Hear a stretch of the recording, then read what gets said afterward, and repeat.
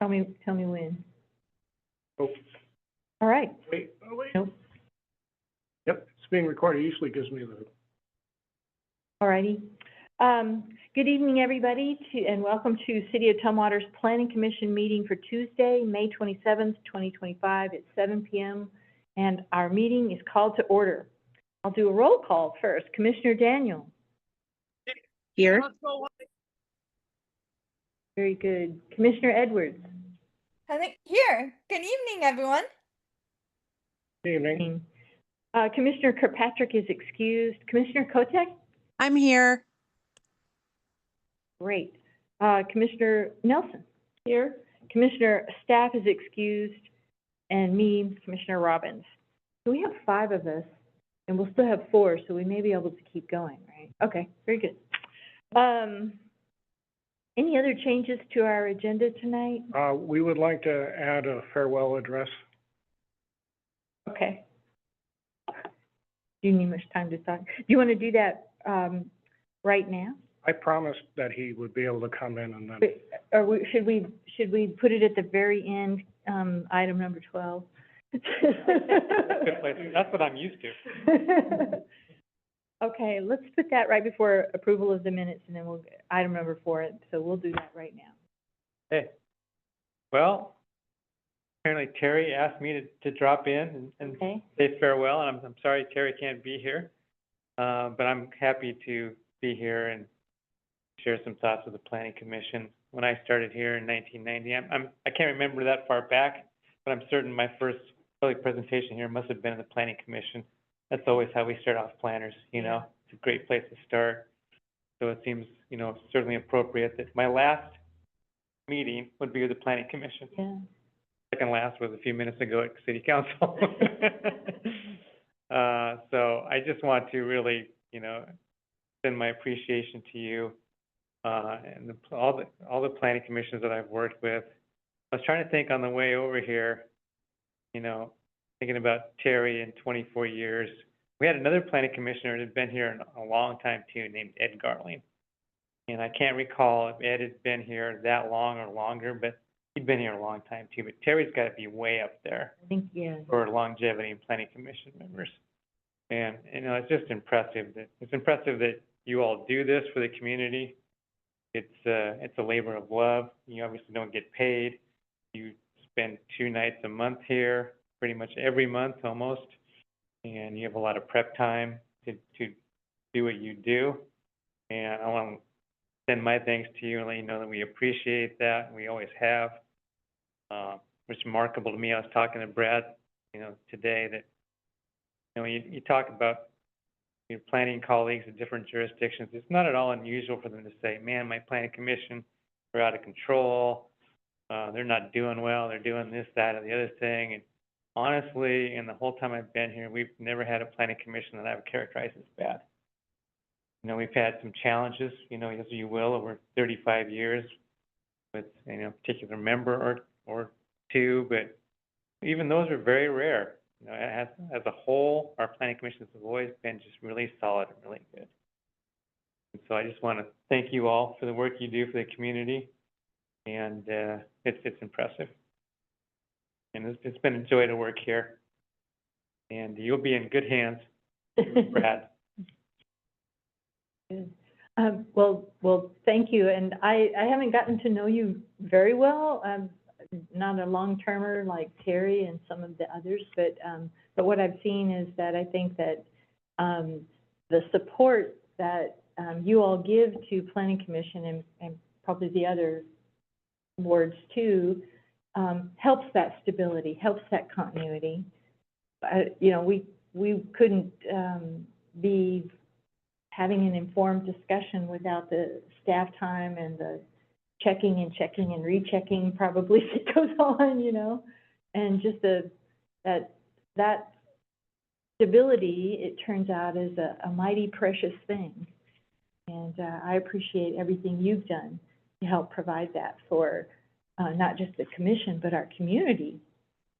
You know, that's the end result of that. So thank you. Thank you. You've got a great staff here, and it doesn't it doesn't end with the folks that you typically see, the long-range folks like Erica and Dana and Brad. The implementation wing of the department actually makes about 2/3 of the department. They actually effectuate the plans that you put together is just as solid. So you're in great shape. Would anyone else like to say anything to Mike? But if Terry were here, he would. Gosh, I wish you the best. Hopefully you'll stay in the vicinity. Yeah, we don't have any plans yet to move away or do anything dramatic like that. Yeah. So you show up at a planning commission meeting sometime. I saw John Doan, our last city administrator, last week. I asked him if he had any advice for me. He said, don't attend city council meetings. Don't attend any meetings. Let them do their thing. Always been my intention. Yeah. Thank you. I wish you all the best. It's going to be great. Yeah. Thank you. With that, we have some official business. Yeah, so Oh. if you would be so kind as to, unslide, and then I will present. Oh, yeah. Oh, okay. So as this is the second to final action, is returning your nameplate to you. Thank you. Now, Jessica may ask for that back tomorrow, for the similar, she has a bigger presentation. Okay, okay. So I'll hang on to it temporarily. Okay. And similarly, Mike, I don't know if you'd like to be the one to pass the ball. I'm not there yet. You're not there, oh, Your words is- not Willie? No. Looks good, though. That's Thank pretty you. cool. Have a good meeting. Yes, thank you. Yeah, thank you. Thanks for coming. Yeah, it's been a pleasure working with you. Yeah. Take care. Right. So, Elizabeth, could we swap the conservation and housing items? Sure, move 8 and 9 around, reverse their order, sure. Let's do. Good deal. Well, let's move right along to item number 4, approval of our minutes from August 13th. Any remarks, suggestions, revisions, motions? How many of us were here August? No. Back a year ago, more than a year ago. I was. Your next package should have the meetings from this previous month, so we're catching up. Yeah, okay, good. So, to me, looks good from my point of view. I don't, Grace may have been here, sure, Gina, let me look back here and see. Yeah, no, they, me, so I'm happy to.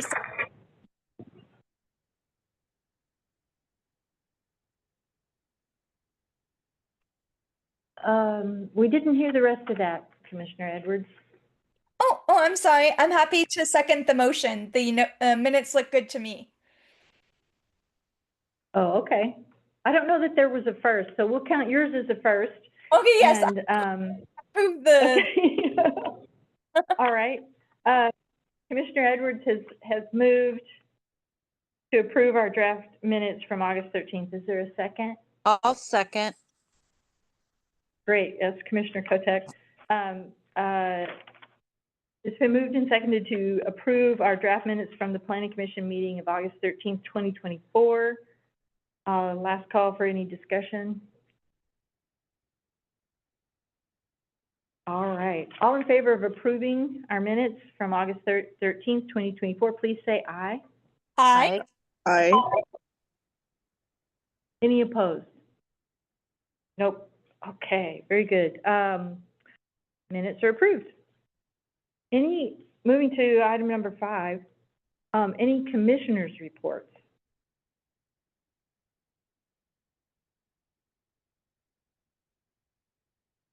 I'll just mention that I saw the note from Brianna about the 4th of July parade judging, and it's a lot of fun.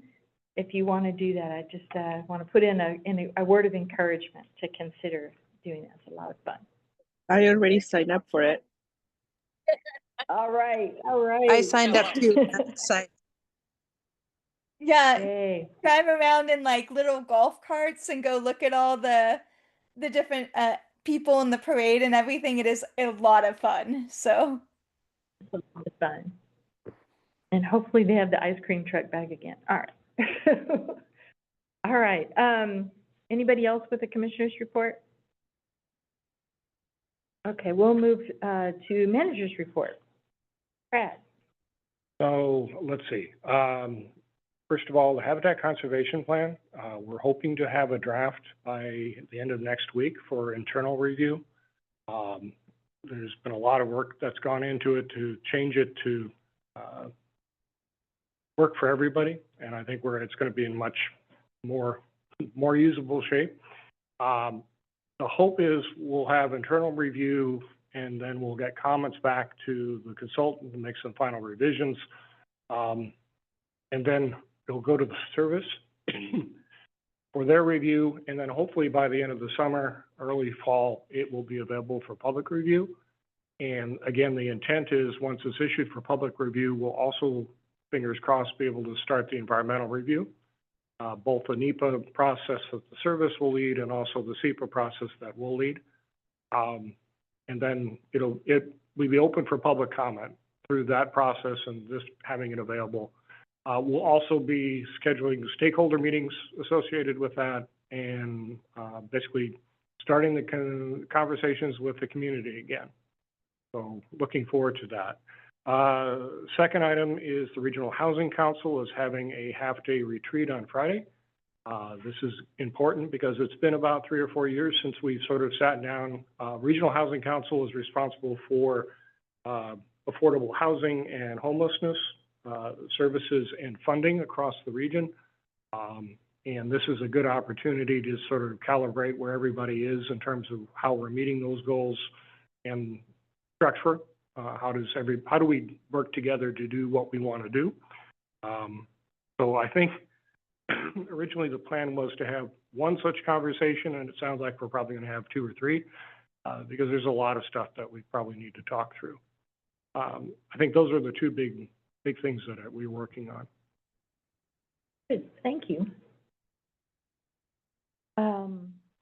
Let's see, do we have anybody online or in the room who would like to make general comments to the Planning Commission tonight?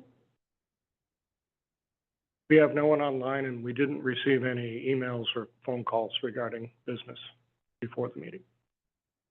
Okay, good, thank you. Let's move on to item 8, which was number 9, our comprehensive plan update for conservation element. And Dana, or who's starting? Oh, I can start. Okay, off you go.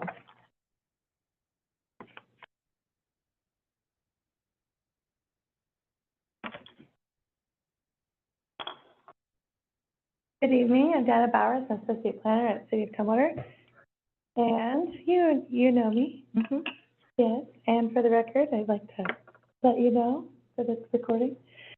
So we are talking about the conservation element this evening. And we want to make sure that you have a little bit of background. So we'll kind of go through what pieces are included in the conservation element and what the format of the element is.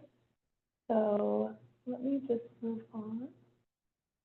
So we have 2 parts, and we'll get into a little bit of the detail of what's in each of those parts so that you can review each document with that lens of the intention. And then the conservation element has different content in it compared to the other elements, but it does all work together. And so how do these pieces fit with transportation element? How do they fit with land use element? How do they fit with the other ones? So you'll know what is included in this element, even though it may kind of seem like, oh, well, it could fit over here, it could fit over there, or there are pieces of other elements that could seem like they could fit in this element. Just kind of give those boundaries right up front so you know what lives here. And then we'd love to have your feedback on goals, and we have a couple of guiding questions for that. And then we'll just take you through what's going to happen next in terms of review. What are the meetings that are coming up for this element? So for part 1, this is only the goals, policies, and actions document. And so it's going to be the same for each of the elements, but we want to review that because it is a new way of presenting all of the elements. So first we have an introduction, and it lays out that The introduction really lays out the legal framework and why it's important to do this and why we're called to do it through GMA. And then Chapter 2 talks about the broader GMA goals and the element goals in GMA. And it really just brings the relevant ones into this chapter. So, you know, GMA has, I think it's 15 goals. GMA, I think it's the 14 goals, 15? 15. Thank you. 15 goals, and then just the ones that have to do with conservation are here. And then Chapter 3 is the countywide planning policies, and just the ones that are relevant to the chapter as well, like not them all listed out. Chapter 4 is the goals and policies for this element, and really listed out and in there in a table format. And then Appendix A really brings the draft implementation actions, and we separated them out and list them as Appendix A so that we can take those draft actions, which each tie to the policies, and we can utilize them right in our work program. So it's meant to be something that we bring into the work program and then get approved at, you know, each fall when we do that revision with you first and then with the City Council. All right, so part 2 is the technical information. So for the conservation chapter, we have another introduction. It really just goes over I think we have landscape and the general layout of what conservation means in our community and how it ties into some of the other chapters and how it blends together.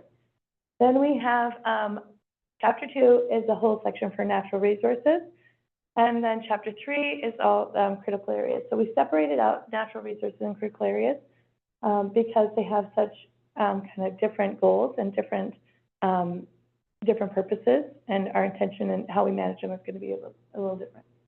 Then we have the foundational documents. We included the Open Space Taxation Act summary because some of the natural resource lands are categorized under that program. So they're designated because they belong to that program and get incentives for keeping their land in either minerals or forest resources.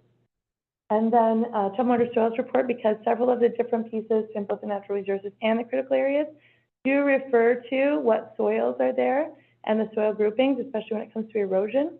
So we wanted to make sure you had the full report, and so it's included. All right, so for natural resources, you know, in general, GMA exists to control sprawl.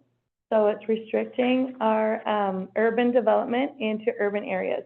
And so a City of Tumwater is an urban area. And so as we increase density here, we limit sprawl into our rural areas. And that has a positive impact on the rural areas, that they can keep these natural resources protected and safe for long-term sustainable use. So we have 3 classifications of natural resources in this chapter. We have agriculture, forest lands, and mineral resources.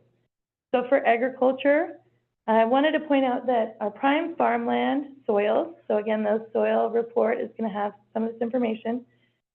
We only have 7% of soils that are classified as prime farmland within the City of Tumwater.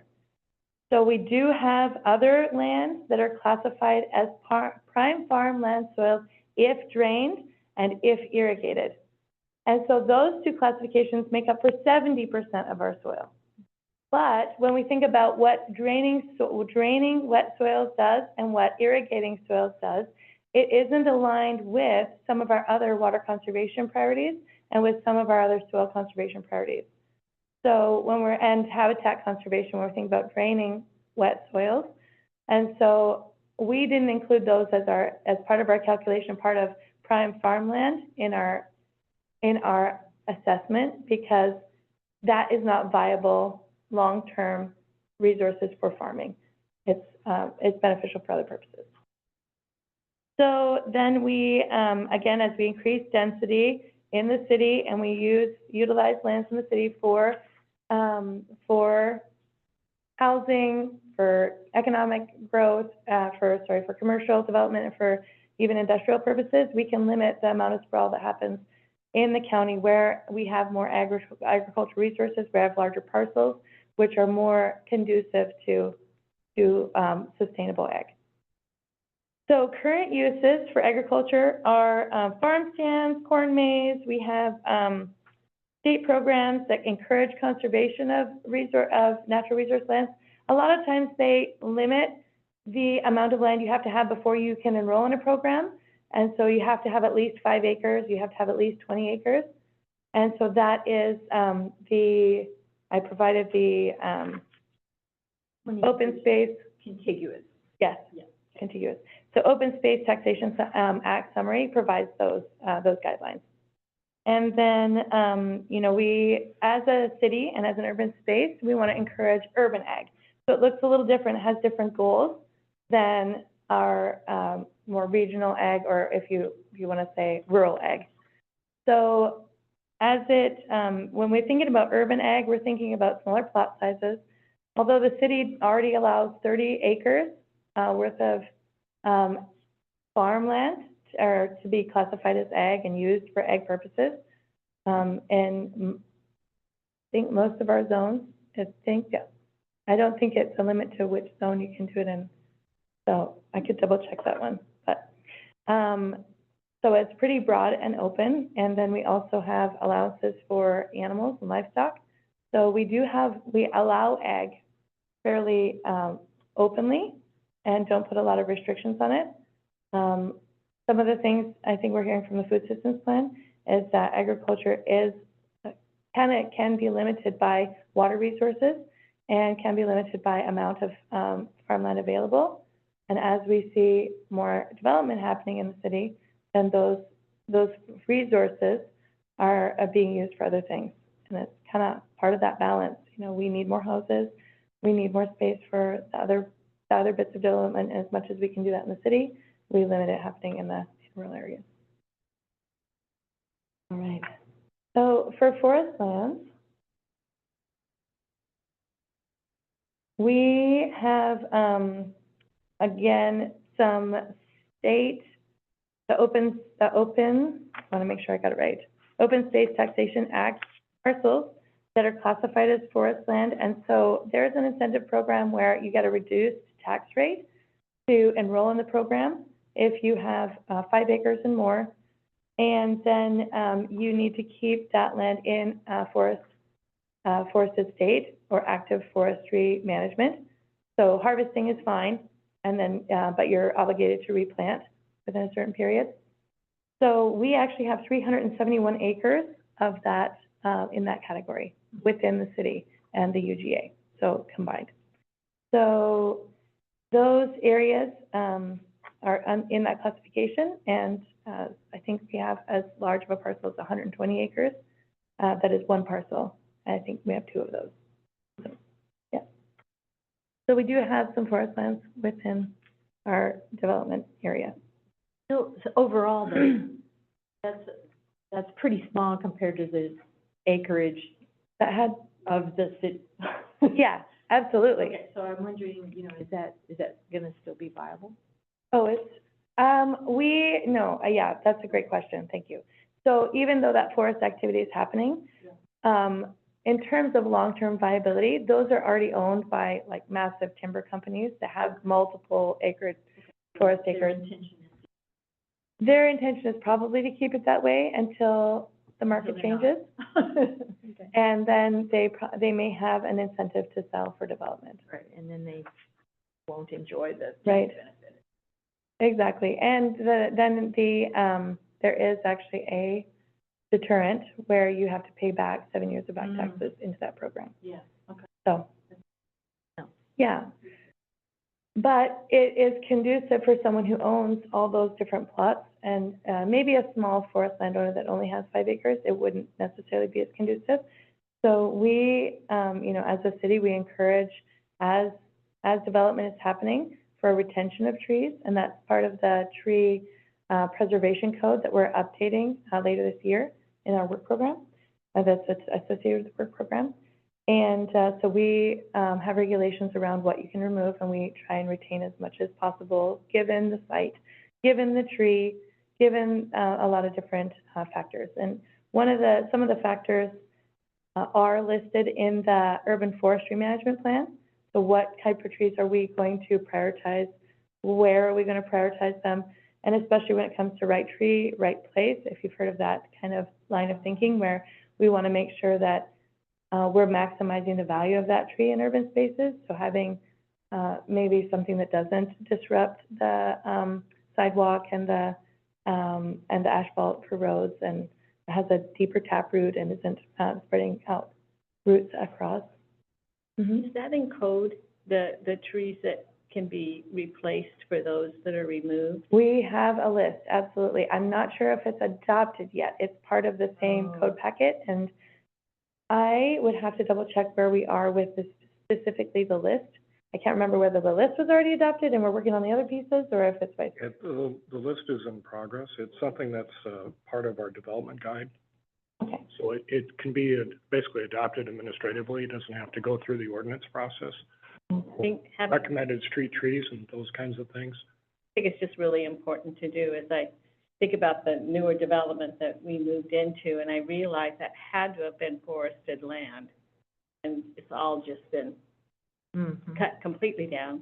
And then looking at the trees that are put in common spaces versus trees that are put in front of homes, and how random it seems. Not so much the ones lining the streets, those kind of have a rhyme and rhythm to them. Whether they're the right ones or not, I have no idea. The ones in front of homes just feel like, oh, these were the trees that were on sale this day. And it doesn't matter whether they're gonna grow 30 feet tall and obscure the whole front window, or if they're gonna be miniatures. It just feels random. So part of that is private landscaping choices. Yeah, so there's a few parts to that. There's, in some developments that may have a fairly aggressive homeowner association, they may regulate what happens in the front yards behind the sidewalk, essentially. Whatever happens in the backyard that you don't see is another matter, but a lot of those cases, it's down to homeowner desire of what they would like to see there and how they maintain it and all that. We are currently, one of the things in the tree preservation work and landscaping ordinances, we're trying to balance not having all of the same kinds of trees for fear of losing them to particular diseases and other things, with Monoculture. a need for variety, but also a need for native variety, if possible. Yeah. So a lot of that, say for individual homeowners that don't have a homeowner association telling them what they can do, we approach that through education, through the actions of the tree board and others, to say, here are some things to be thinking about. Water usage, and do you realize that what you're putting in your front yard is gonna be 40 feet tall, you know, those kinds of things. So, Yeah, or potentially intrude your foundation, or, whatever other issue, right?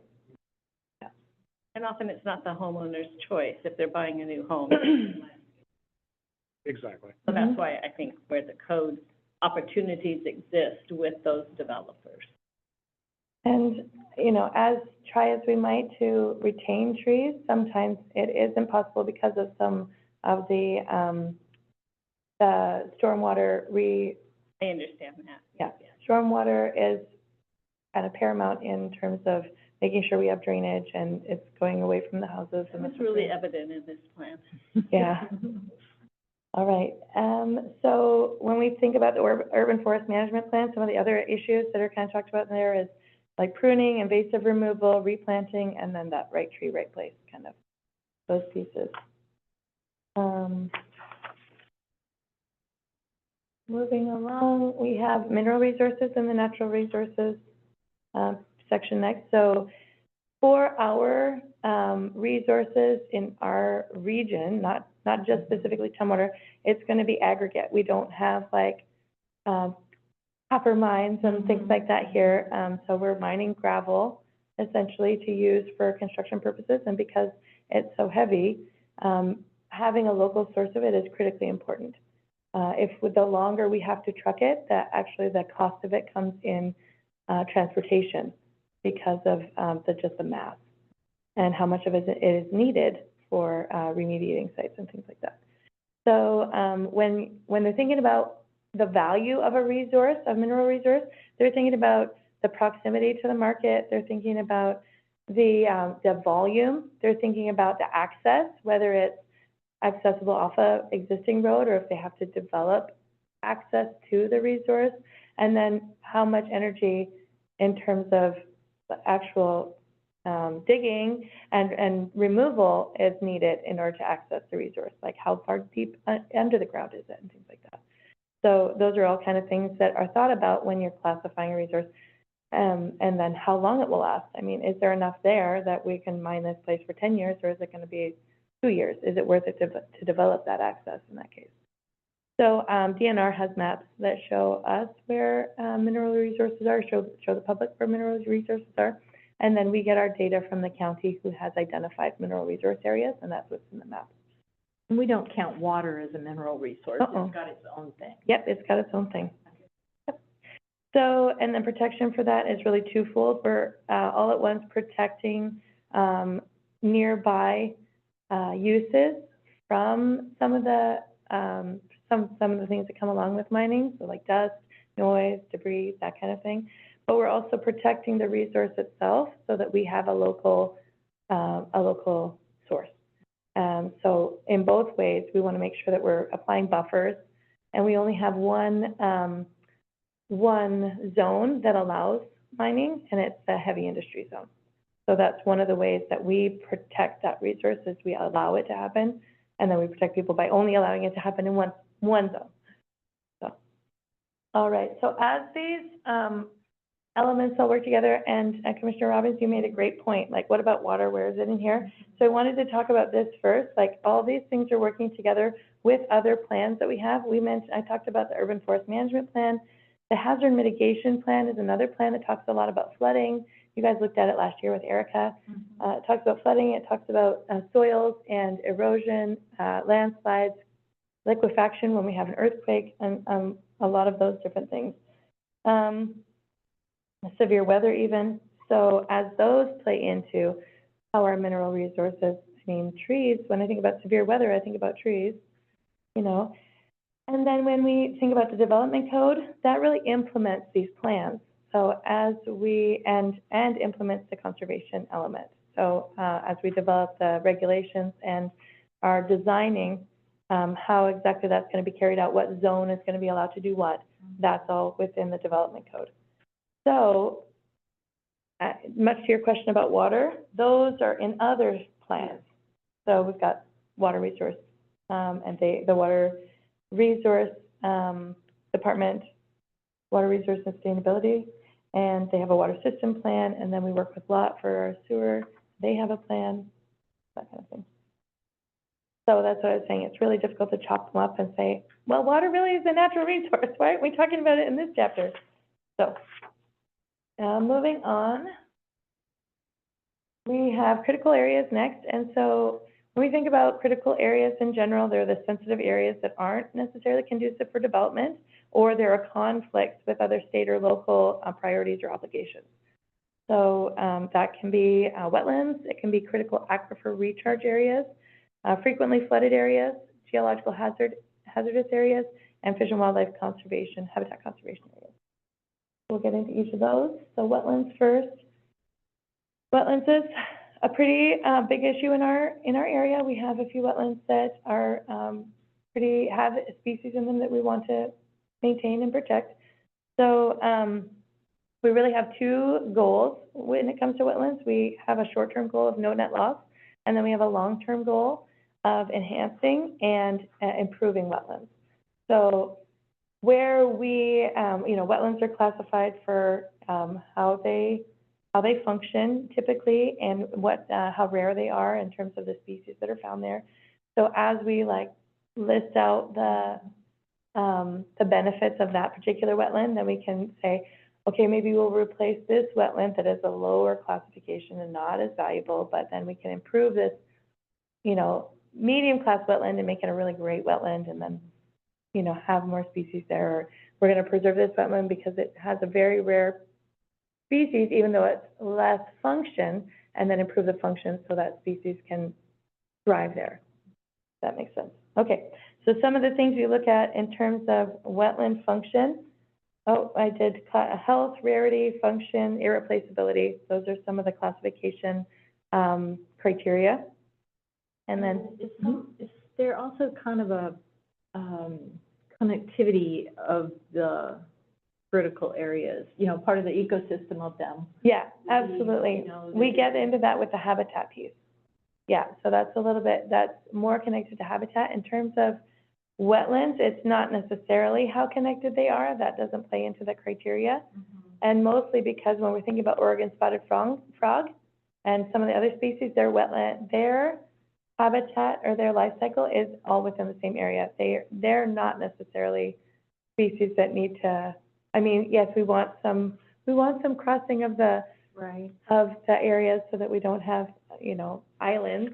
right. So those are all things to think about. That's good. I'm Mhm. also kind of it seems like, you know, a lot of those kind of critical areas, it's more than maybe just the species that are there, the animal species.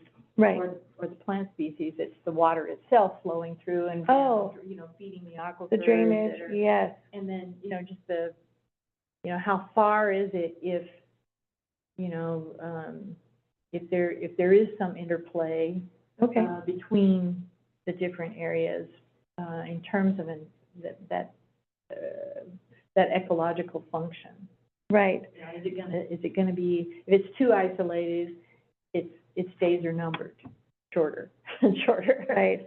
Yeah, so what you're saying is that ecological function would reduce over time if it was an isolated system rather than a connected. It seems. That would be my general understanding of how those things go. Right. And I'm not sure how that is considered, and so that's something I can bring back to you if you want to hear about that. It might be that it's part of how we evaluate that full value and function of. It could be part of the particular state. chunk of- Yeah, and it could be part of the state guidelines and. Yeah, and how I'm near assuming- is it to other things, like is it closer to a, you know, parkland or other protected land or state forest or what have you? Right. You know, those kinds of things that are not gonna, that are gonna provide some buffer for it. Oh, yeah, and buffer is one of the ways that we protect the wetlands. So like, once we identify it, making sure that it stays with a high function or improving the function, one of the ways we do that is providing buffer. And the bigger the buffer, the more protection, get the elbows out. So you're right, I think definitely considering how it's connected and if it's, you know, boundaries are just right up against development, as opposed to if it has more room to breathe. Yeah. Okay. So there's a lot of environmental policy around wetlands. We have the Clean Water Act at the federal level, Shoreline Management Act, State Hydraulic Code, State Wetland Rating System, and so all these really guide how we identify wetlands, how we protect them. And then we also have our own local, so the local protections are going to be part of our development code. So we have, there we go, protections in Tumwater Municipal Code, 1628, and that one is just our local protections for wetlands. And then we have our trees and vegetation, which also protect wetlands. As we keep vegetation, it helps to maintain the water in that area and helps to maintain the habitat and the function of the thing. Yeah. Hi, Alrighty. I'm gonna have to leave right now. So thank you so much. Aw. Okay, thanks for letting us know, Commissioner Daniel. Glad you could make it. Yeah, absolutely. Thank you so much. Bye. Bye. I think we do still have quorum for 4, so we'll just keep going. All right. So we have critical aquifer recharge areas. So they protect drinking water. That's the main function. And so that's one of the things we talked about in the introduction. And in order to do that, you know, again, we have criteria in order to identify them. The depth of the groundwater, the size, the type of soil, all those things go into it. And then, so not all of the uses, it's similar to what you were just saying, Commissioner, where not all the uses are gonna have the same impact on that. So some uses might be allowable and other uses won't. And so as we, look at those critical aquifer recharge areas, we're looking at what buffer distance they need. And, if you notice on the map, in your packet, we do have, like a radial kind of pattern with those. And so I wanted to kind of explain that a second because, it's labeled in years. Yeah. And so one drop of water takes 1 year to travel to the well. Yeah. In those circles. And then 6 months is the inner circle, 1 year, 5 years, and then 10 years. So as a drop of water falls from the sky, that's how long it takes to get to the well in those circles. So, that just gives us a sense of like how much more infiltration they may have through the soil, how much more time they have to travel. And so the areas Mhm. on the, and I'm looking at page 882, Mhm. map C3 for people interested. The areas in kind of that blue-gray that are not in the coded wellhead protection area zones, area capture zones, Right.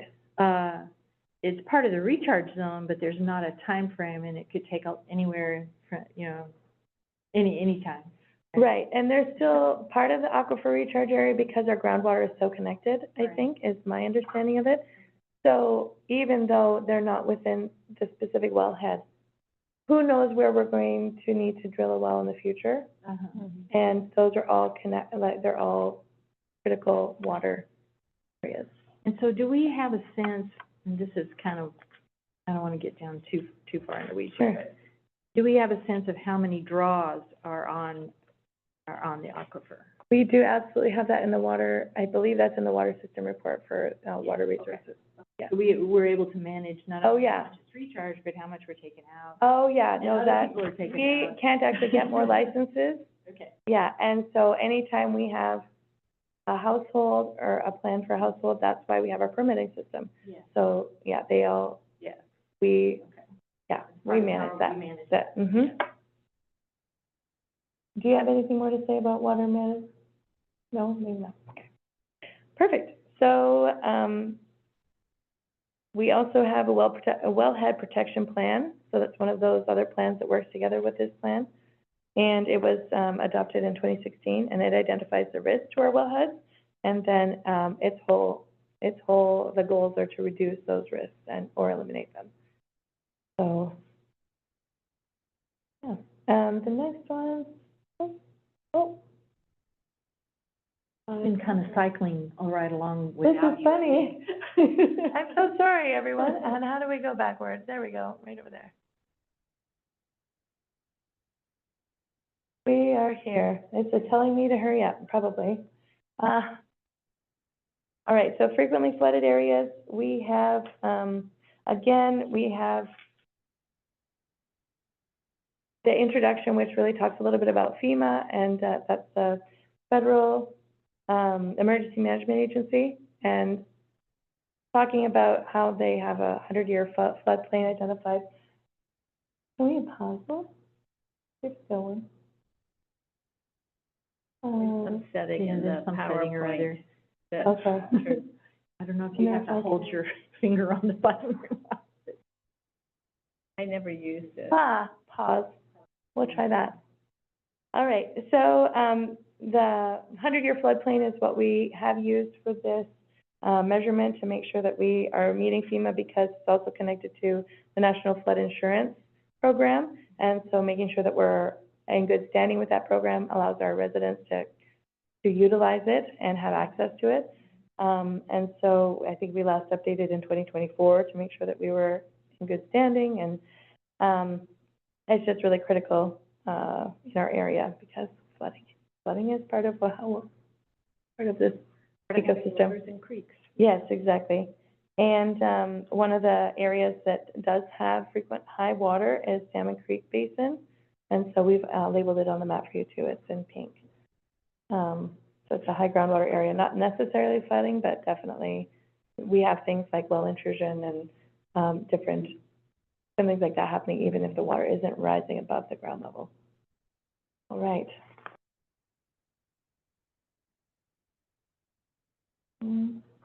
All right, so geologically hazardous areas, that includes earthquakes and liquefaction from earthquakes, erosion, landslides, volcanic hazards. We do have a tiny volcanic hazard, not from the Lehar soil layers, but from ash. So we wanted to and make sure that that was something we listed. And then tsunami hazard is listed here and not in like marine or shoreline because it is a geological, starts probably like a seismic activity. So again, we identified soils there and slope. That is, those are the main intersections of geological hazard. And we are in zone D for earthquake risk, whereas zone A is the least risk and zone E is the most risk. So we're fairly risky. Yeah, but I mean, it makes sense. The city as a whole. Yep, the city as a whole in general, because, you know, ring of fire, tectonic plates, all that kind of stuff. We're kind of right there. There's really cool YouTube videos if you want to learn more. Also a chance to use one of my favorite words, but we'll talk about that another day. There you go. We're curious. Yeah. Which one? Eucalypts. Eucalypts. That's a good one. All right, so fish and wildlife habitat areas. So Brad talked a little bit about our HCP, which is one of the ways that we are protecting our habitat areas. And, you know, we identified areas that, and the state identifies species of concern, and then we work with, we work with consultants to identify where those species of concern are, and, you know, wildlife biologists work with people who are developing to see if they have, you know, these species present on their property. In some cases, it's just an association. The habitat itself is valuable, even if the species isn't present, and so it kind of depends on the rarity. It depends on the species and how endemic they are, how sensitive they are. So in this chapter, we talk about corridors and we talk about how we can, you know, use green spaces and mitigate those corridors. So when we're talking about a species of concern like Oregon spotted frog, those are some of the things that are at play. Like, we're going to make sure that there are travel pathways and things like that as much as possible. Keeping in mind that some of the landscape is already cut up by roads, and so how can we improve that? Right. Yeah. All right. Does this include migratory patterns and other Yes. refugia that,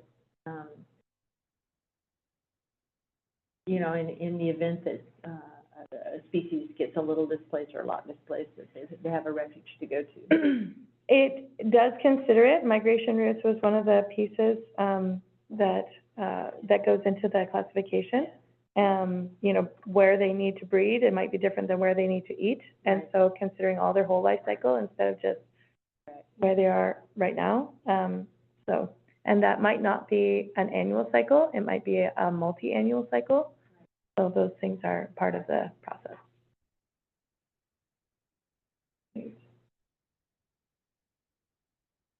So now we're getting to the goals, yay. Oh, it's letting me pause it,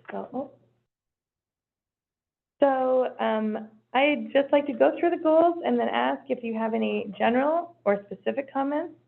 If you notice any, if there's any concern about a timeline of when this thing would happen, if it needs to happen sooner, or if this is something that can happen later. If you see any unintended consequences or burdens to any particular group or ecosystem. If you see anyone or any group as being left out, either ecosystem or human group. And then impacts to you for the things that you might care about, if you notice those in the goals, and those are the things we want to hear about. And then any additional thoughts that you might have that this kind of spurs for you. So goal C1, these are the overarching, so they cover the whole element. Did anyone have any comments on this one? I guess I would also add the thought that our natural systems and features are part of our not just the physical living space, Mm, but they're also part of our economic, yeah, systems, in a big way, and not necessarily extractive type things, but just by being, you know, cleaning the air or what have you, that they Right. make it possible for people to live here and operate here. clean air, livability, So that, you know, to put it, you know, that you could probably put a dollar value on those, some people do, I guess. ecosystem services. But there is also an economic benefit for people who care about that kind of thing versus, you know, I don't really care about, you know, this frog over here. Well, that frog over there actually contributes to everything Mm. working, you know, including how our economic systems work. Right. Thank you. Anyone else have any comments?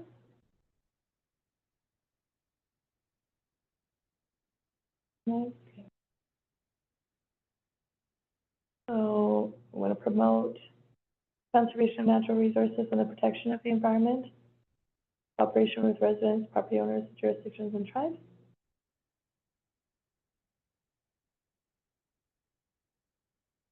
Any comments on that one? Anyone being left out? I think so.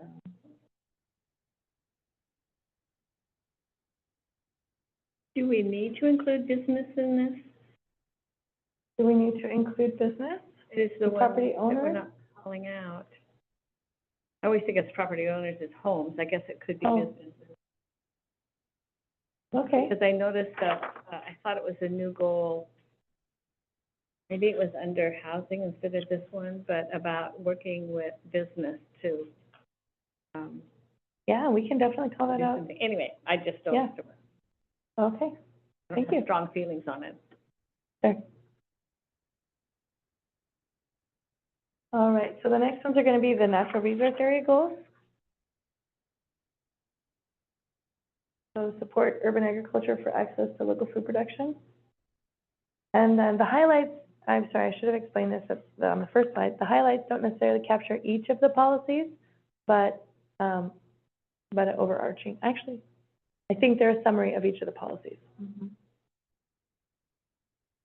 It'd be hard to read with this family. And again, there might be some wider, effects, benefits, what have you, beyond the local food production to wider economic interests. Yeah, People export their goods, even outside of just our city, maybe even farther afield. yeah, So certainly possible. I mean, in Yeah. other parts of the Oh, yeah. state, obviously. Oh, yeah. mhm. Okay, anything from the folks online? I don't have anything. Yeah, nothing for me. This is just a really great presentation. I'm just kind of soaking it all in. So it would be production and export. Yeah, or just access to local food production and maybe,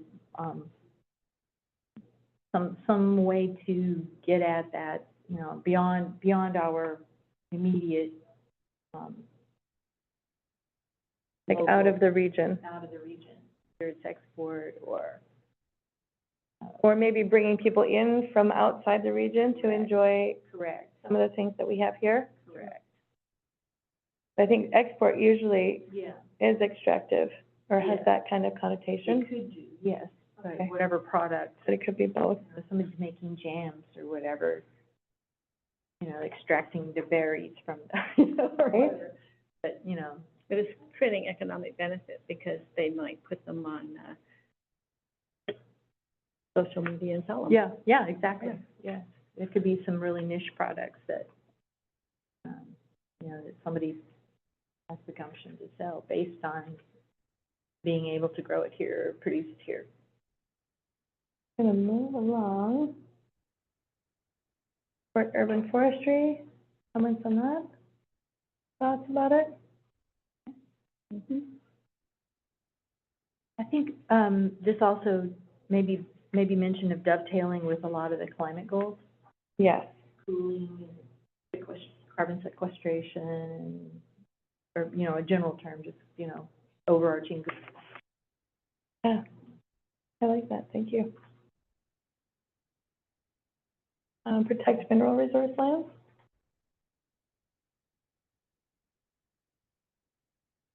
So am I the only one on this group that when I first saw this, minerals, I went, we don't have minerals. We have lovely geodes, if you just, It was so funny, 'cause anyway, it's like, oh, duh. That's one of the reasons that in the introduction, I wanted to be very clear that Yeah, you it's were very clear. aggregate, Yeah. yeah. Cool. And then the critical areas goals. now, mineral resources could be other things needed for industry and others, but Mhm. for us, it is primarily, Oh, yeah, necessarily have it. We don't have metals we don't have the metals or other, or coal or gems or any number of things. Yeah. Too bad. Garnet harvest, when they do that in the Right, yeah. canning, things are gonna be quite fun. I guess, I don't know, do we export any topsoil? I could look into that. Lot sends Economically viable scale? ours to Pierce County, right? Yeah, Hmm. okay, Be nice, I would hate to say is keep it at home, but, yeah, so I guess that is a resource. yes. I don't know how much that happens, but.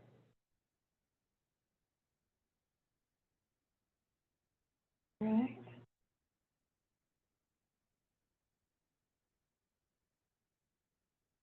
Okay, I think we did have a double up here. So critical areas don't include the resource ones again, but they do include protecting water quality and enhancing water quality. Any comments here?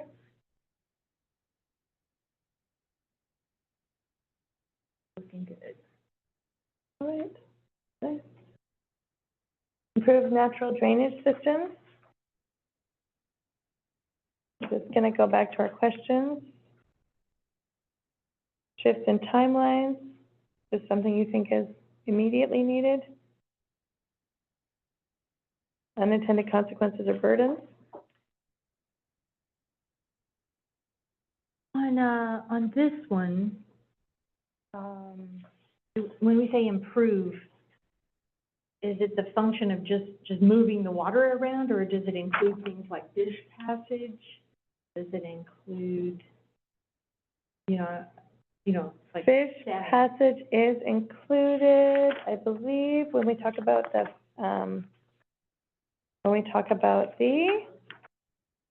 habitat conservation, fish and wildlife habitat. So that's when we talk about, fish passage, and yeah, it's included in that one. And so when we say improve, what do we mean? Not just conserve what's there, but we mean fix something. Yeah, So one of the things, big change in the goal for conservation, is not only protect but enhance. Uh-huh. So what that is starting to get at is what can we do to enhance, or beyond just protect, but improve the quality. And does that like clear debris so it's free flowing? Does that mean? Making changes perhaps to areas to make them more natural, or try to like fish passage things to, There's things like that that are practical improvements somehow. Okay. right. I think if I could ask you a clarifying question, do you mean, is it an improvement to the natural quality or an improvement to the, Well, that's what I'm curious about. okay, Or or to the was it drainage something and that the got infrastructure? degraded and we're trying to put it back? That is the intention that it's we both. are, Okay. So there's as part of the development, you have an impact on Yeah. a natural resource. So that's the protect. If you're going to do that, there's a set things you do to Right. make it right. Right. But enhance is going beyond that. So this is going back and creating something better than it is right now without the motivation to offset impacts. Yeah. You're just taking the 100% and raising the bar. But presumably trying to get it back to some pristine state or close, or Close. closer. More natural. Or natural, I think. Yeah. Yeah, Okay. I think that's a good way to say it. Okay. Improve air quality? Any comments here?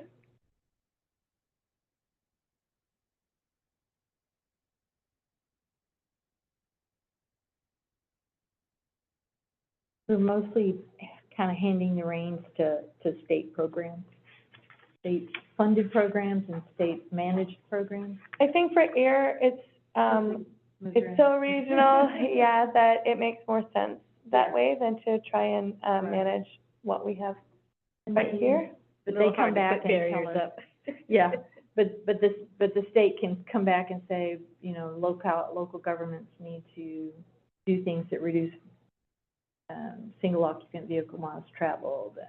It could also be a matter of, you know, burn bans, Yeah. urban areas. Okay. Yeah, okay, That's probably, okay. Right. And, yeah, I think there are definitely some emissions standards, but I would think more, not necessarily the carbon, but more the carbon monoxide, the ones that are more hazardous. Yeah. Carbon emissions are gonna be handled through the, climate element Okay. and that vehicle miles traveled. Does that make sense? Because there's lots of things come out of a car we don't wanna breathe. Yeah. And carbon is Yeah. definitely, Or smokestacks, yes, or, exactly. I don't know. So I think there's both, right? Like, we have both sides of that. There's also, you know, development itself, or extractive types of things, picks up a lot of dust. And some Right. of that can be airborne for quite a long while. And so I think at the state level, then they have prescriptions about how that happens. And as long, I mean, we typically, I would have to look at what those regulations are, but I don't know that we have particular ones at the local level. I think those are carried out the state. we have construction related, Okay, yeah, Construction related. so anything that, cleaning the soil or. keeping the dust off the Erosion. roadway, washing the wheel wells, keeping a site watered so it's not creating dust, all those kinds of. That kind of, okay, yeah, okay. The So the the state state is mandated straw. is the local. Or one of the Uh-huh, control issues. keep it down, yeah, okay. So then protect and enhance rivers, streams, and lakes.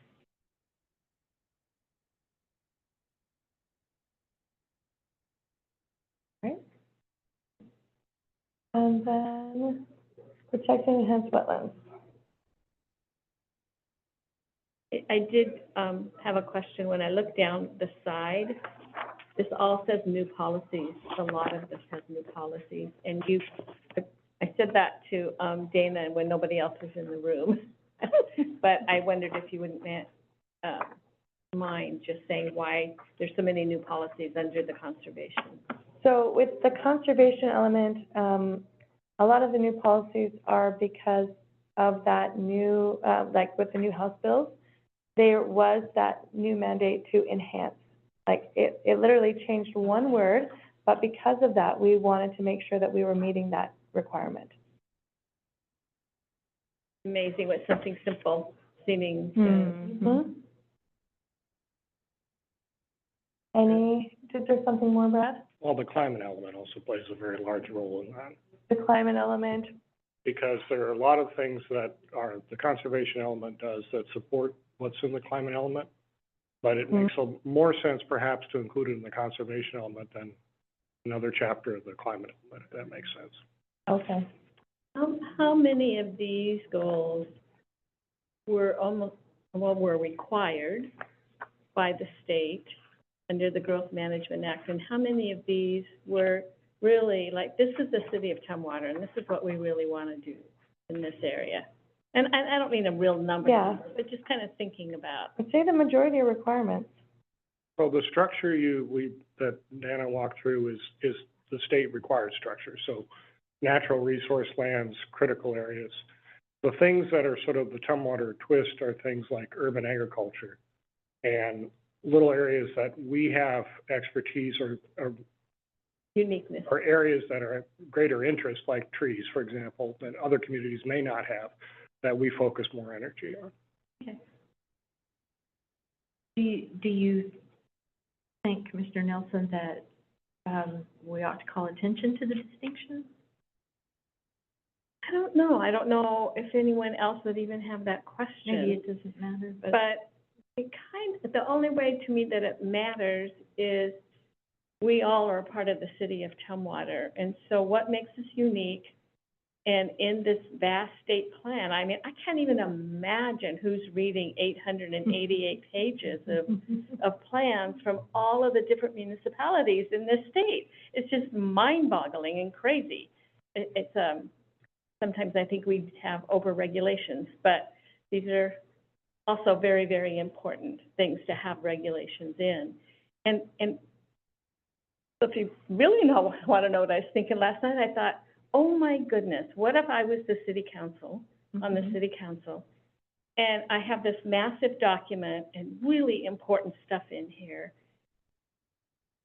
How would I prioritize our energies of our staff over the next year? And so, And I guess that's not the purpose of this commission, but so what we've attempted to try to do to sort of help the council and you to do that, we're realizing that this is a document for the next 20 years. yeah, And its intent is to not try to get everything done in the first 2 years. exactly. Once you get over that hurdle, Yeah. realize that, yes, we do have, there are things that we're just gonna have to do every year no matter what. There are things that will have to be allocated over time. Our intent really, is really sort of focusing in on the implementation actions that are in that appendix as a way to develop the annual work programs. Mhm. And that is really kind of where the connection starts to come in for council, when the council's starting some discussions right now about strategic planning for the city. Right. That's everything involving, the financial, health of the city, all the various services it does. A lot of that the services provided and other things are driven in part by what's in the comp plan. So we're trying to link up that strategic planning that occurs on an annual basis directly to the work programs that are developed from those goals and policies of those elements. Yeah, I think it's important for us as a commission to really kind of see how this eventually works out, how it fits into the overarching work that the city council is doing and the priorities that they're looking at. And then, of course, you have unexpected things that come in every year as well that you have to respond to. But then overall, not losing this either, not having this sit in a drawer, And that's, so to speak. And I don't think it can, because so much of this is in code. So that's the good part of it. You don't really have to think about it. Yeah, well, it's also, Development. a lot of the actions are part of programs or actions the city's already currently budgeted and undertaking right now. So some of it is, it's not a brand-new document that nobody's doing right now. There's a lot of things in here that we are doing. Yeah. We're just basically saying, this is what we're doing and this is why we're gonna continue to do this. There are some, I wanna say, more specialized implementation actions that are new and unique, but if you look over the past 10 years, there's a lot of new and unique things the city has done, from the climate plan to the forestry plan to the housing action plan. All those things did not exist, and the thoughts really didn't exist necessarily to do those kinds of things. But because of a variety of reasons, we're going in those particular directions, and the council's supporting those actions. So it will take time. It's not an instantaneous, look at the document, my God, we got to do it all now. Or we need to look at all of it at once. That's also not really possible. But as much as we can, we're going to pull those in as part of the ongoing discussions we're going to have every year with the council about, what do you want us to work on? This is what you said you wanted us to work on. So that kind of thing. Yeah, exactly. I think that's an important point you make about the legal policy structure we have.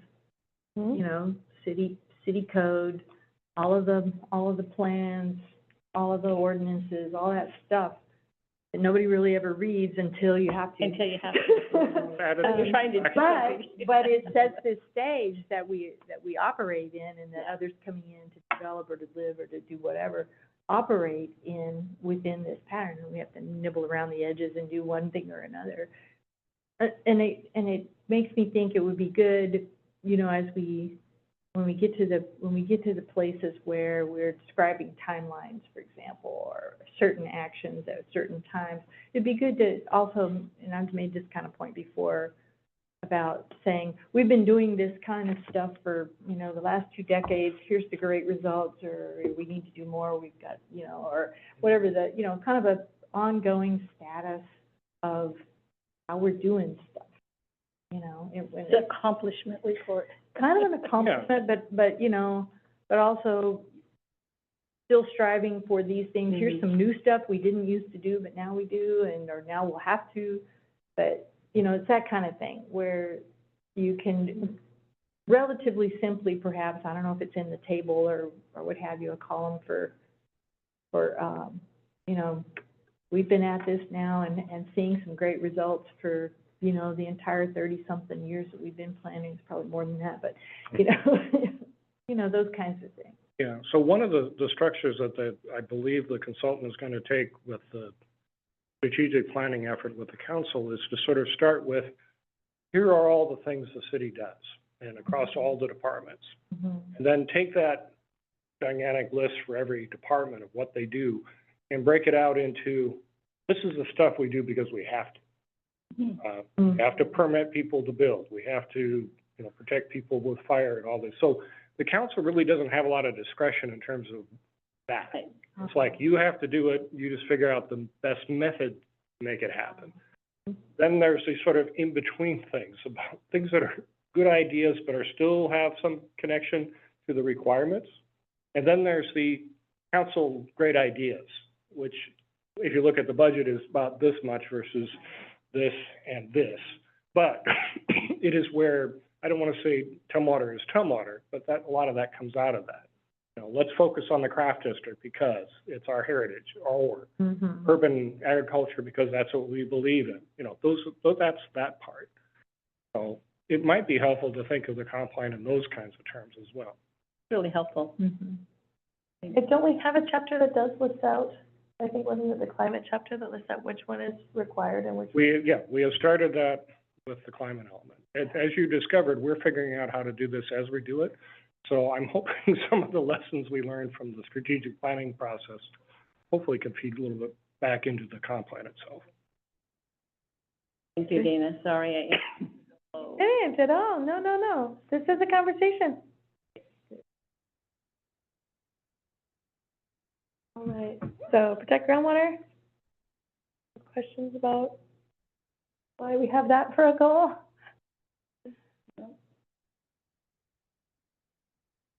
Protect geologically hazardous areas.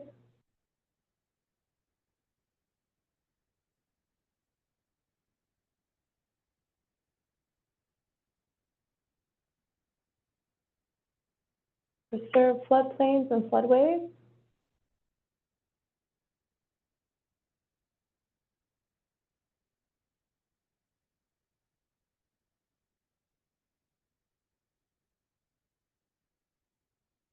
Protect and enhance wildlife habitat.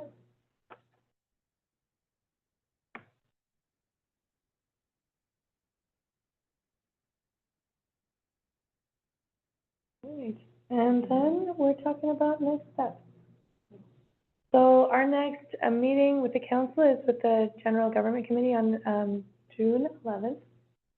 And then we're going to bring this back out to the public.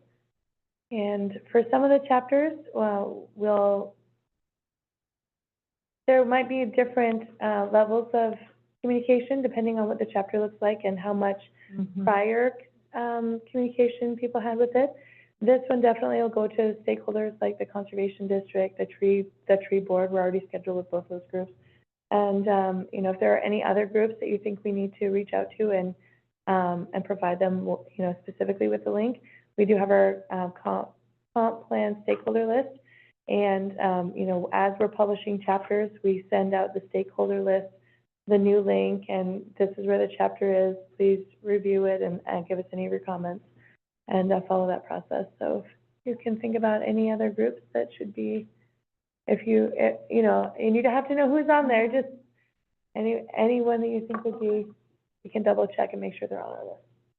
And then we're looking at adoption in fall. So this is the last time you'll see it before you see it in the huge packet that is the comp plan. And then that's, the adoption process. And, any comments or questions, please send them to the comp plan at ci.tumwater.us. It's really nice to have that. Mhm.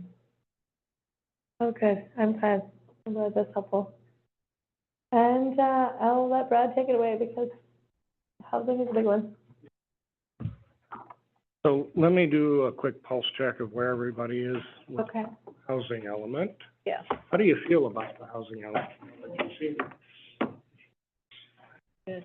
Any initial concerns, reactions, questions before I get into a presentation?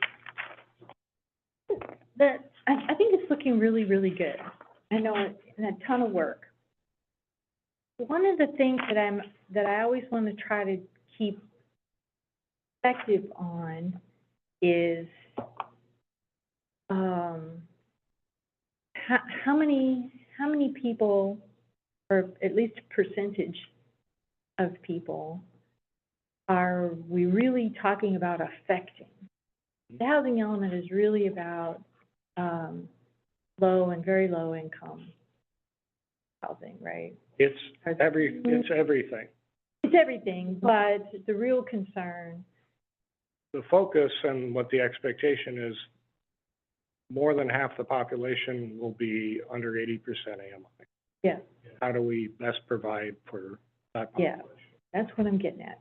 So, I've heard about preservation of existing housing too. Right. I thought Oh, that yeah. was I Yeah. didn't expect that element in here, quite frankly, because I didn't think there's any way the city can control that very much. mhm.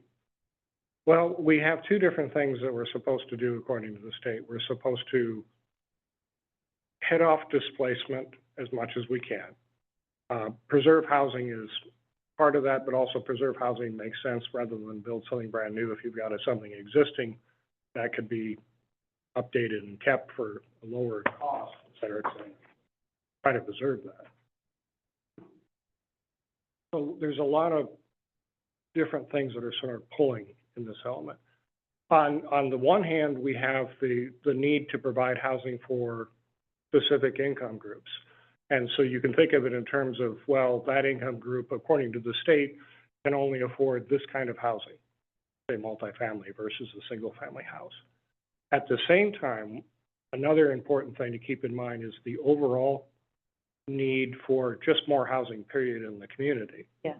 And because we could do our best to provide housing on this end and do public investment and everything, but that is inefficient versus actually providing more market rate housing, a bigger supply that Population. as population grows. So the two things need to happen, but so what that means is we still need to build housing, period. Right. Well, so what I'm trying to get at is to make it more tangible for people. Even though they're probably never gonna read this, but, you know, people picking up the high level something. How many people are we really talking about, that need housing, that don't presently have access to housing of a suitable type? And the projections for the horizon of the plan. So, you know, there's the here and now, but this is a 20-year plan. We're anticipating another almost 100% increase in population, right? And if whatever the 75, 80% of them are needing housing that isn't here, how many people is that? That's huge. And then we're not necessarily talking about publicly funded housing. We get at it, but keep in mind, because it is incredibly expensive. It's very expensive, but if we're talking about having a goal to house these people and it's not happening through ordinary market forces or kind of ordinary incentives that the city places towards developers, then at some point, unless we say no more housing, go elsewhere, which I think we're not allowed to do. We can say we've done all we And can. it'll happen no matter what. If there's no place to live, people will go elsewhere or live in the, you know, on the sidewalks. If we want something different, we're gonna have to talk about how the city does that. And I think this is, I don't know an answer for any of this stuff. I don't think there's one answer. But I think that there's something that we're not tapping into. So I don't necessarily agree with that. Okay, I do think because it is such a massive document, yeah, that it's hard to tell a story from A to Z across the Yeah. 85 pages of technical. I think that if you go to the conclusions, actually, of the technical, the conclusion is we can't do it by ourselves. right, right. It is a matter of remembering that the private market builds the majority by far of the housing, and what we can do to support that is very high. It's not something that the city of Tumwater has the resources to build its own housing. It needs Right, state and federal funding to help with that. right. So, and the goals and policies get at the need to build the relationships with those building the housing, whether it's the private or the public builders, in terms of what their needs are, how they're gonna do it, and also pursue regional focus on funding. And the reason that is really in front of me right now is we're having discussions at the Regional Housing Council about our existing stock of housing that is serving the very low end of the income spectrum. Mm-hmm. And the fact that we had $9 million last year to support, and the important part of that is it's not just the roof over the heads, it's also a lot of the wraparound services that are needed to keep the people in there and to help them get the skills to get out of that situation. Mm-hmm. We're looking at 9 million this year, and we're down to 5.5 this year. Yeah. And that's our existing stock. That's not build a brand new Right, building. That is maintaining about 500 housing regionally, spots regionally. So I'm not trying to dismiss the idea that, yeah, we need to do more. It's just a real concern that we really can't do it by ourselves. yeah, I get that, and that's why I'm trying to find a way to say there's something more, that we have to recognize, whether we do it as a city, or we go ask for help or partnership with somebody else, or we think about what do we need to drastically rethink. You know, looking farther afield, you know, and elsewhere around the world, you know, probably they're having similar problems too, in a, you know, similarly placed societies, but, you know, maybe they have a better social safety network. That's what I mean, safety net, that helps support people so that they have a viable way to make a living and then can afford to have a living, or, you know, they figure out a way. I mean, there's just some other kinds of things, and, you know, it's not gonna be just Tumwater, but I think, and, you know, I'm not sitting there at the regional council, they're probably having all these ideas too, but it just seems like there's some other kinds of things that, need to be, because, you know, the private stuff is just gonna do what its thing is, and, you know, we're geared for that, that works fine for those people, right? They're happy for the most part, but it's not enough. I'm not arguing that. I'm just trying to figure out. Yeah, So I have some solutions, but none of them I can talk about. So the Olympian showed one example of a solution where the hotel on Capitol Boulevard, 58-something Capitol, Inn and Suites, is being converted into housing, a couple studio, all of that. So that's the city of Tumwater, must have been some partnership with them? The Housing Authority took the lead on the bulk of the funding. A lot of that is state funds that are helping with the remodel. The city contributed some of our general funds to do remediation for the project, you know, sort of cover the gaps of their packages couldn't cover Yeah. funding, so we identified things that we could help with. Our contribution was pretty small. And percentage. nevertheless, there was a contribution. There, exactly, There was a partnership. Yeah. exactly. It's gonna take those kind Yeah. of partnerships Right. to Mhm. address it. Probably the biggest way that we have a way to make a difference under the current structure that we have is through our community block grant process, where we get, currently we're in a structure where every 3 years we get the portion that's allocated to Thurston County, which in turn, we have been, every year that I've been here, every 3 years that I've been here, the council has said, we want to do affordable housing projects, we want to build something, or contribute to projects that are building things. And that's about $1 million in terms of allocation on an annual basis. We've explored the option of doing that on our own. That means instead of getting $1 million every 3, we'd probably get 350 annually, and then figure out how to allocate. It's based on population and availability of federal funds, et cetera, et cetera. But that's probably the biggest instant way that we make a difference. We currently contribute a portion of our, well, all of our home funds which is the sales tax funds, goes through the Regional Housing Council and pays for local projects. That is at the most maybe $100,000 a year. Yeah. In terms of From Tumwater. from Tumwater. And it's paid for by Tumwater property owners and based on that process. What would it take to double that? Minuscule, what would it take to double that?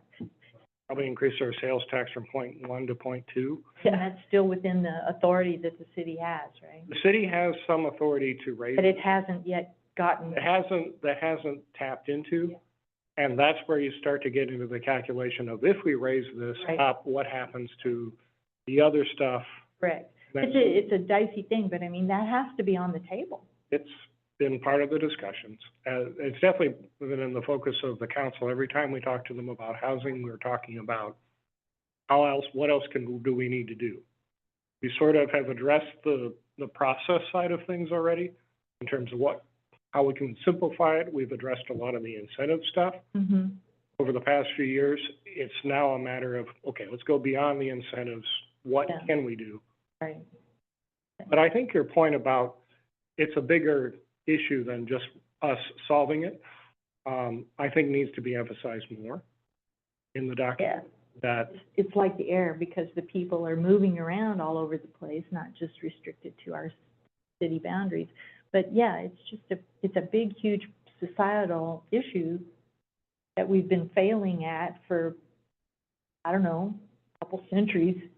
You know, so can we turn it around, you know, in some kind of way? actually, I wouldn't say we've been failing for a couple centuries. We've only really been failing since the 50s.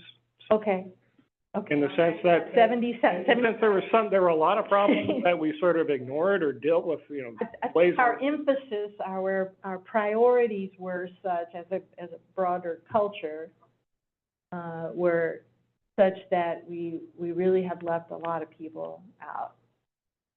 Okay. A rethink is okay. Yeah. What we're currently doing isn't what we continue to do. Okay. I know Councilmember Doloff would say, let's think outside the box, really push it. You know, it's like, I'm pushing, but I don't know where to, I'm in the dark. Well, I was really pleased to see in here, Mm-hmm. you know, that is a really big presenting problem, Mhm. the homeless, but the other, paying attention to those who are stuck in rentals. And, you know, you have two Right. factors there. You have the factor of when rental costs go up. And then the fact that they're not building any solid financial foundation Right, as they grow older, if they're stuck in rentals. right. And I think way too many people don't understand that when they get into their 70s, they may need Mhm. that house Yeah. To pay for Well- their care. to pay for their care, and that just happened in our family. We went through a whole process yeah. where we had to help get a house sold and get the people in assisted living. And it can happen fairly unexpectedly, quite Mhm. frankly, because Right. people are good at concealing how they're struggling. And so but that element was in there. They call it wealth, Right. you know, but, I'd love to find a different term that didn't sound so, I don't know. Well, I mean, I think that's Exclusive. an important thing because, you know, people do get kind of trapped into that spiral. But, you know, so finding ways outside of just constructing housing, but what are the things we're doing to help promote people being able to create generational wealth? Well, that's not a building a house, that's not shingles and concrete, that's something else. Yeah. But it's related to how are we gonna get people? Yeah, and in terms of the housing side, in terms of creating wealth, it's not merely a single-family house. There needs to be other mechanisms that are used elsewhere. You don't have to own a house, a single-family house to have something. You can own a condo, you can Right, own right, a portion of, right. whatever. There's all kind of ways. So, but I think we haven't quite made that switch here Yeah. to figuring out another way, another path. I'm wondering, have any cities that you're aware of, or can you find out maybe, that are maybe sort of similar size, similar resources as Tumwater, have exploring, you know, kind of guaranteed income kind of programs?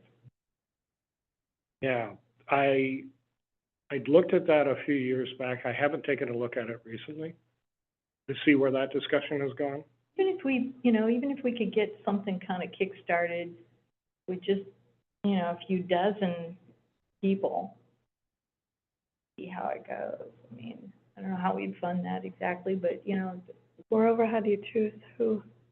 Exactly. And the need is Luck of the draw, separate. Whatever, first come, first served, until the money runs out, whatever, you know, I don't know how the other cities set it up, but was it, a lot bigger cities have done it, but also some smaller places too. I apologize, I don't remember. Yeah. Is that, but I mean, seems like that needs to be part of the discussion about people and not being able to afford stuff as well. Can we just give some people a leg up? And it's tough deciding who, but can we get started? You know, can we entertain what that might amount to? What if we gave, you know, 100 families an extra $100? You know, that's not all that much. That's probably a better use of that 100,000. You know? And then I know, I'm not saying I don't support Yeah. you, but what I am saying is you start thinking about what is the role of the city Right. in this kind Right. of thing. Right. And it gets very complicated, very It's very quickly, complicated and- about that kind of thing, but just thinking about putting up structures is not the only part of the story. There's more to it. It seems to me. Okay, so off my soapbox. So I apologize for getting off track. I kind of wanted to get your temperature before we, Okay, let's take the temperature, because we have 25 minutes left. and so let's have one last big question for you. Yes. We're still working on the land use element. I don't think it's gonna be ready for your next meeting. Okay, There are just too many things. okay. So the question for you is, do you want to have extra time to talk about the housing element at your next meeting, 10th. on the 10th? Or do you want to cancel the meeting and we could reschedule additional discussion of housing at another time? Or I'm just trying to figure out, Yeah. have we given you enough information to overwhelm you that you're now stunned? It is, well, it's hard to grab. Absorb everything that you've seen so you have time to come up with. Right, well, I will, I'll entertain, what do people think? Do you wanna take up housing again on the 10th? And we'll wait for the land use portion, or would you rather cancel our meeting on the 10th? What are your thoughts? I actually thought, I mean, part of what you were talking about is really big ideas. And I don't know if you're suggesting they be put in here or not. Somehow or other. But, because I felt like the work was pretty solid on the housing element after all the questions I had the first meeting I ever came to, so, but it looks good. It sounds solid. There's areas in here, quite frankly, you know, I hadn't thought of, so, the whole thing around maintaining and improving existing housing stock, that's another important thing, and that talks about preserving housing. And looking at that, you plan to do that through partnership. It's not like the city's taking that on as their own thing. Mhm. And part of that preservation was making that, I'm not sure how you're gonna do that, but hoping to somehow control the rental increases on the property that, modulars and, mobile homes are on. We know that that has caused some displacement as well. You know, and so I was glad to see that in here and the improvement. And quite frankly, it's one area I went through some of your technical stuff and discovered that my whole idea of Olympia and Tumwater area was rudely disrupted when I found out the racial, Mhm. codes, whatever, Mhm. that had been in place way historically. I was absolutely floored. Mhm. I just didn't think that happened here. I thought it happened elsewhere in the Midwest with the big migration of, the Black community coming up. Yeah. Yeah. So Very that much with it. appropriately is in here as well.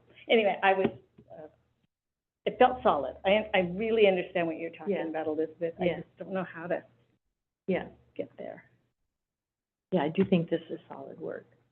I don't know, I'll go to, Commissioner Edwards. I don't see Commissioner Kotek anymore, but, Commissioner Edwards, do you have thoughts on whether, to continue discussing the housing element next time or to cancel next time? Yeah, I mean, I would just really defer to staff. I would be fine either way. Commissioner Robbins, since we lost Commissioner Coe, We're out of quorum. lower quorum. Oh, All no. right. So my suggestion is that we continue this discussion at the June 10 meeting. Okay, I heard a voice. that was great. Oh, okay. Okay, yeah, all right. I think that sounds reasonable, Okay. since, And more importantly, as the materials that we presented in terms of the element itself uh-huh, won't be changing in the next 2 Right. weeks. right. So I don't need a new packet. you don't need a new, but if you have the opportunity to take a look at the materials that you have, and I'll send out a reminder to the other planning commissioners, Yeah. come with focused questions Yeah, on anything in the document. Focusing on, number one, is it understandable to somebody who doesn't spend their life dealing with this? And is it usable? And are there any areas that we haven't covered that we should have covered that, I don't want to say are under the city's control, but, you know, things that the city should be considering, kinds of things. okay, yeah. And maybe even if you're not sure it's something we should be considering or something that you're not sure is in our control. And ask the question. I agree. I don't want, I'm just, in a general way, those are the focus, but if you have any question, Yeah. we'll attempt to answer it. Well, Particle physics might be something that we'll it won't be struggle particle with. physics exactly, it'll be far worse, Yeah. far harder. We are working on a linear accelerator in the back of the city hall, but that's gonna take a while, so just, People's stuff is harder. So, but so, it would maybe be, and maybe it would maybe be good to have, I don't know how you do this briefly, concisely, a discussion about why or within this fix. unfortunately, I think the technical spells out the picture. Yeah. You know, a little synopsis right up front. We've had a lot of years of, other priorities that have resulted in some things. What can we do to turn that around? And with some specificity. Remembering that it isn't just us. Okay. this larger societal Right. thing that's been I happening. mean, but, you know, figure out what's the root cause of this, so we can attack the root cause and begin to turn around instead of just lapping at the edges. Does that make sense? So we're meeting Not that we're June gonna 10th. fix it all. I'm So, looking forward to Erica coming back from vacation, so we're okay. working on it. Yet another person. We don't have quorum, so I don't know how we end the meeting without like a, you know, formal adjournment or something. But, I think declare it. we can declare the meeting over. Right. It kind of went over when Commissioner Coach logged off. Okay, yes, we are still meeting unless we hear some other thing happening. So I'm gonna go ahead and call it. We're adjourned. Thanks, everybody. Thank you. Good hard discussion. Hang around. Thank you, Grace. Thank you, you. Grace. Thank you. Thanks for, thank you for coming. Yeah, thank you for letting me observe. I'm doing leadership, Thurston County, Ah. with Commissioner Kotak. Ah. She actually is in my same neighborhood. Super.